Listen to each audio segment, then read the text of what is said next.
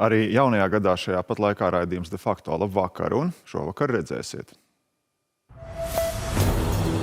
Skaļi pieteiktā kustība bez partijām iepauzē. Aiz priekškara paveras iekšējās intrigas. Vakar bija tas tur kruspunktos, Armāns tur pateica, ka vienotība mazākais ļaunums, balsojiet par Šleseru, Armāns slikts un kāds tur. Augstākās tiesas spriedums būvnieku karteļu lietā aizliedz konkurences pārkāpumu pierādīšanā izmantot slēpeni noklausītas sarunas.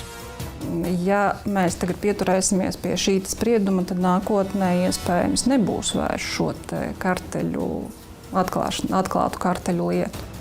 Augstskolas grasās uzņemt studējošos pirms viņi vēl pabeiguši vidusskolu. Vai tas ietekmēs centralizēto eksāmenu būtību? Iestāju pārbaudījumus mēs ieviesām ar mērķi pirmkārt, lai mēs atlasītu motivētus studējošos, jo tad viņi zina, ko viņi konkrēti izvēlās no inženierzinātņu programmām. Pansionāts nodod mirušā klienta ķermeni paši izvēlētam apbedītājam, nesaskaņojot ar radiniekiem. Vai jūs vispār izvēlējāties šo sadarbības partneri?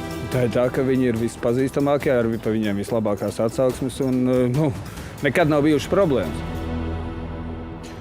Vēl šīs nedēļas sākumā šķita, ka šoruden Saeimas vēlēšanās jaunajā politiskajā piedāvājumā varētu būt 3 dažādi spēki. Vienīgi reāli nodibinātā jaunā partija gan ir austošā saule Latvijai, bet skaļi pieteiktās kustības bez partijām dibinātāju ceļi ir šķīrušies.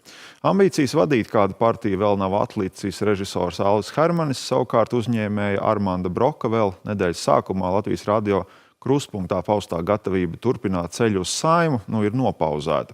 Broks paziņoja, ka negrib cīnīties ar melnām kampaņām, taču vēl nesen pats varētu būt pasūtījis to pret bijušo līdzgaitnieku Hermani.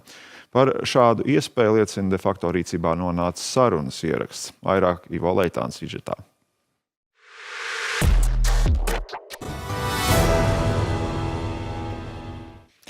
Konkurences padome pagājušā gada rudenī veica kratīšanas apbedīšanas uzņēmumos, izmeklējot iespējamu karteli iepirkumos. Vismaz 8 uzņēmumi iespējams saskaņojuši savus piedāvājumus. Savukārt policijā turpinās izmeklēšana par iespējamu schēmu, kā apbedītāji varētu tikt pie valsts apbedīšanas pabalstiem par cilvēkiem bez piederīgajiem.